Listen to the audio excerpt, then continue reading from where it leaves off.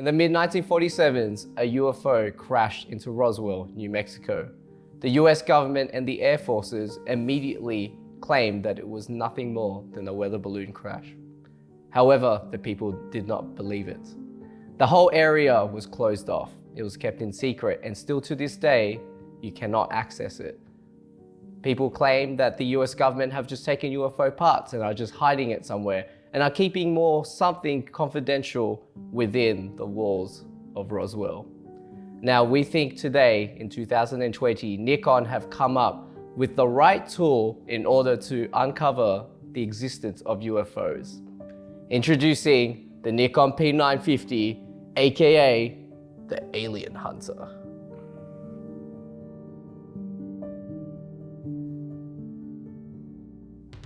So if you would like Georges to continue debunking conspiracy theories whilst testing gear, make sure to hit the like and subscribe button so you can keep supporting our channel. Now, today's video, we're looking over the Nikon P950, which is Nikon's latest super zoom, aka Nikon's latest UFO hunting machine. In today's video, we're gonna go over the features of the camera and we're gonna put it on a field test to see how well it will perform when that unidentified flying object flies through your frame.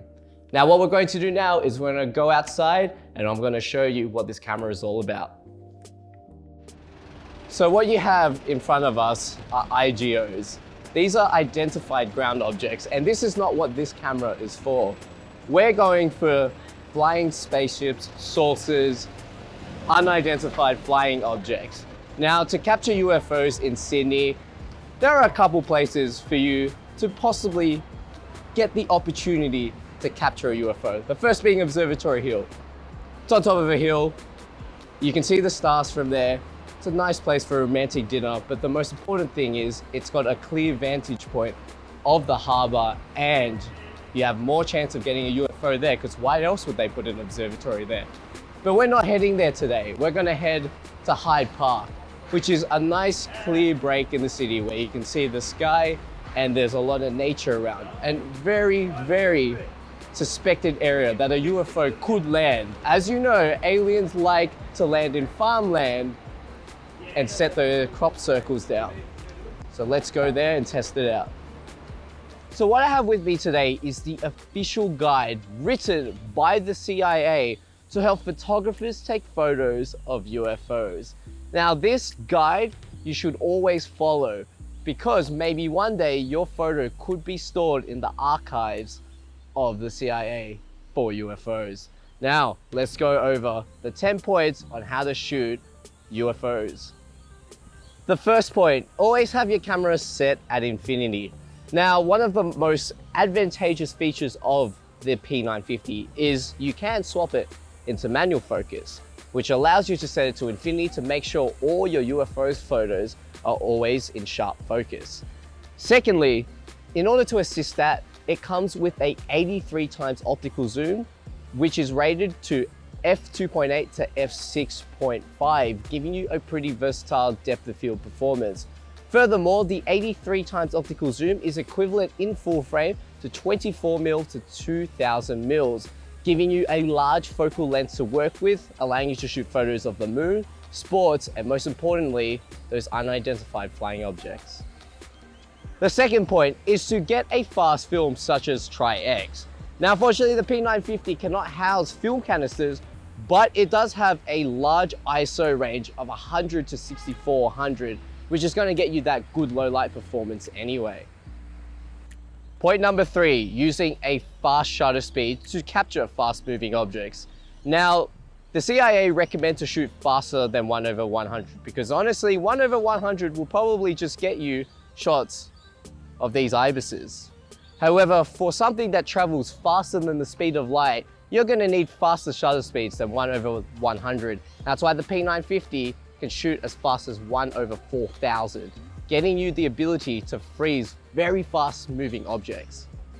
Point number 4, do not move the camera during exposure. One of the best parts of the P950 is that Nikon have put an advanced optical stabilization mode called Dual Detect VR into the camera, which claims to stabilize up to 5.5 stops. Point number 5, take several pictures, as many as you can. One of the best things about the P950, it shoots continuously up to 7 frames per second. I'm gonna do a quick test on these birds up ahead because we don't have UFOs right now. Boom.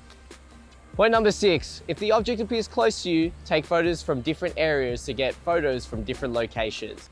Now, apart from the big zoom on the P950, you are able to shoot with different perspectives using the 3.2 inch flip out screen. Now, this is going to allow you to shoot in front of the camera, up and below the camera by just simply tilting the screen, assisting you to get those different perspectives. Now, if shooting from the screen isn't your thing, it does have a nice and bright EVF to assist you with framing your shot as well.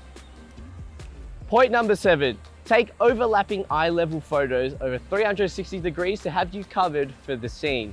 Now, the P950 houses a huge 16 megapixel 1:2/3 backside illuminated CMOS sensor, which is going to get you that good low light performance and low noise in those environments when you're shooting UFOs on the ground, because let's face it, it's probably going to be at night. Points 8 to 10 are to do with getting your original negatives and copying your negatives and just archiving your photos properly. Now, with the P950, you're really just archiving all your photos onto an SD card, but the best thing about the 950 over the P900 is it can now shoot RAW. So you can shoot your RAW photos and punch them into your favorite photo editing software to get the best photos possible. Secondly, if photos aren't really your thing, the P950 is capable of taking some pretty good video too. It can do 4K UHD up to 30 frames per second and Full HD up to 60 frames per second.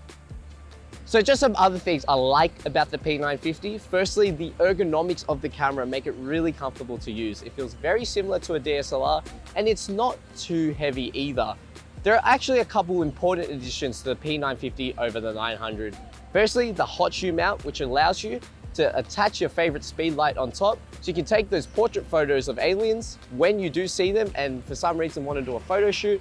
But more importantly, attach the coolest accessory Nikon have ever made, and that is their dot sight. Basically, allowing you to replicate yourself in a game of Call of Duty or allowing you to track objects from really far away consistently. This really helps, I feel, people who use the higher telephoto range of the camera. If you're shooting birds, wildlife, UFOs, whatever it may be, having this is very handy to get your framing correct from the get-go. The Nikon P950 houses several ports. Firstly, you've got your mic port for better audio, your remote port so you can shoot from a shutter remote. You've got your micro USB charging port as well as transfer, and then you've got your HDMI port to output your footage as well. And finally, there is also your standard wireless connectivity too. The P950 does have Wi-Fi and Bluetooth, and most importantly, GPS. So when you're referring to your UFO photos later on, you'll know exactly the geolocation of where you shot it. Now, all these features are well and good, and this is a well-equipped super zoom camera for your UFO expeditions. However, there's just one thing about this camera that might unattract some people, and it's that it costs $1,400 Australian, which is quite a hefty price for a super zoom camera.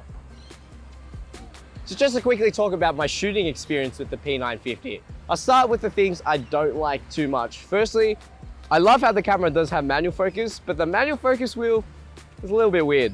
So this is the manual focus wheel, and changing it with your thumb just doesn't have quite the same accuracy as you do when you've got a large wheel. So I feel like if you're going to be manual focusing for video, I probably wouldn't recommend it on the 950, but for photos, it could be okay. And especially if you're just moving it to infinity, it doesn't really matter.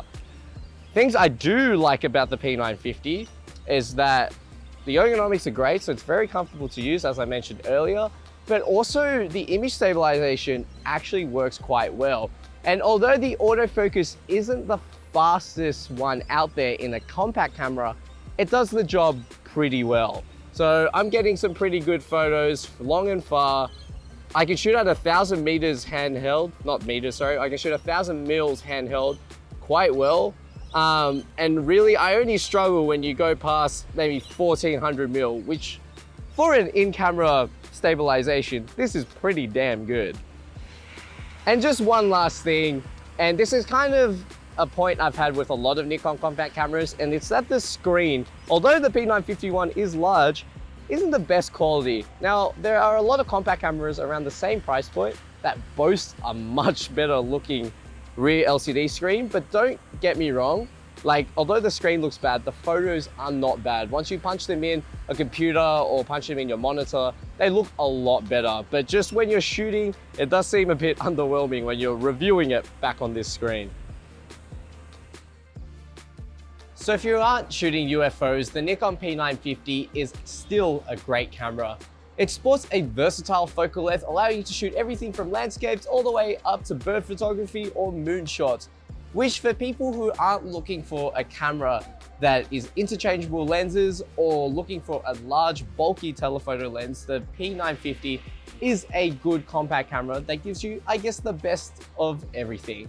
Now the P950 does sport a pretty decent light capability and depth of field when it is shooting wider, and as you do zoom in, you do start to lose that performance. Now, I don't really recommend using the large telephoto part of the lens unless you are shooting during the day or in an environment where there is a lot of available light. In terms of the actual image quality, images do come out quite sharp, although it's nothing compared to like a big mirrorless camera or a DSLR, you still get really good quality out of this super zoom camera.